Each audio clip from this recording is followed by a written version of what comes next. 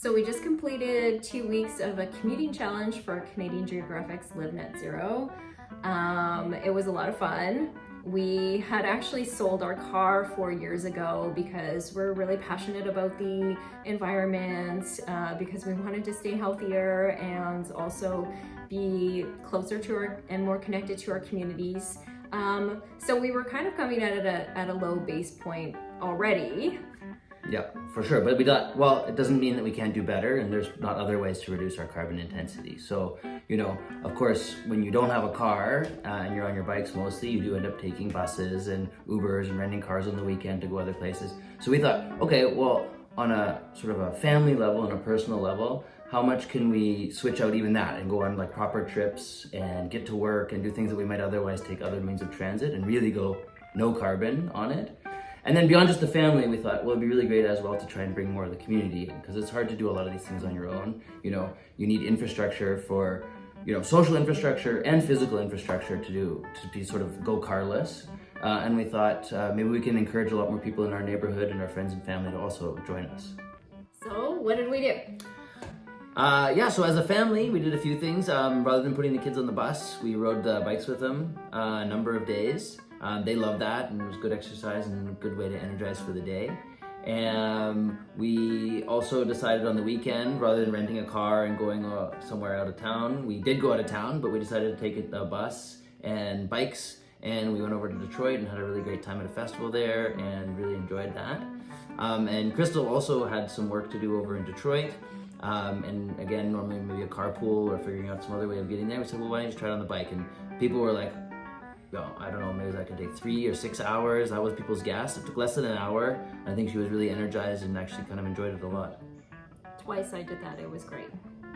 On the community side of things, we organized for families in the neighborhood, 7 kids, to go down to Windsor Essex Bike Kitchen, where we had the kids learn about bike maintenance and bike safety, which was a really positive morning for our future generation commuters.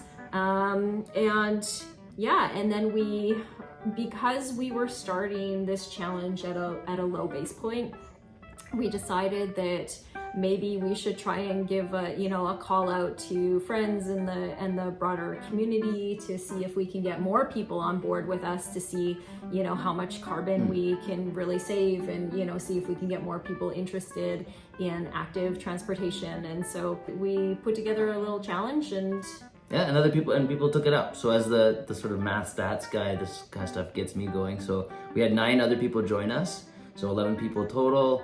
Half women, half men, all sort of middle-aged, as we are. Between the 11, they did over 1,500 kilometers. And that's like an average of 150 each, which I was really astounded by, that other people were sort of interested to make that commitment. We put it into a carbon calculator on the internet, and it's a quarter ton of carbon avoided. So it's very impressive. And we had 1 university student, right? So not yes. all middle-aged. True. I think there was a couple of young people actually. Yes. Okay, yeah. And so the results were quite interesting to see. There was a lot of resounding positive feedback for mental health and reducing stress, and just being out in nature, and a lot of people talked about saving time, on their bikes, and just having a more enjoyable experience. Yeah. No parking. And being more connected to their community, which is great, because that's what I love. So it was great to see all that feedback coming through too. We actually got a lot of feedback for how things could be improved to better connectivity, very specific to general areas for improvement for, whether it was cycling infrastructure or what. So it was great to get all that feedback. We putting it into a report that we're going to share around with the city and, other members of the community. And and we ended off the week, or the couple of weeks of our challenge, in the Open Streets Festival, which we did today. And that was a lot of fun, seeing so many people out on their bikes, scooters, skateboards, you know, walking. There were so many people from Sandwich Town all the way to Ford City. It was a big festival, tons of active transit advocates. And we spoke with a lot of people, chatted with a lot of people, handed out some Mean Studio Panier picnic maps, and just had a really enjoyable time at the festival. It was a perfect way to end our commuting challenge, really. So speaking of communities, we also wanted to send a thank you and a shout out to a number of people that helped us over the last couple of weeks.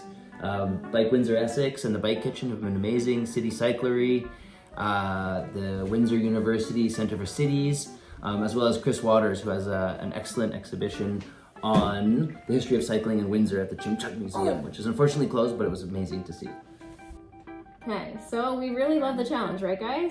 Yeah. And I think we changed some habits, and it was great that we engaged with our communities along the way, and I hope that we actually inspired some other people to change. I think that we did. It seemed like there was some good feedback there. And it's really about freedom, more livable, greener communities, which is all part of the net zero process, right? Yeah.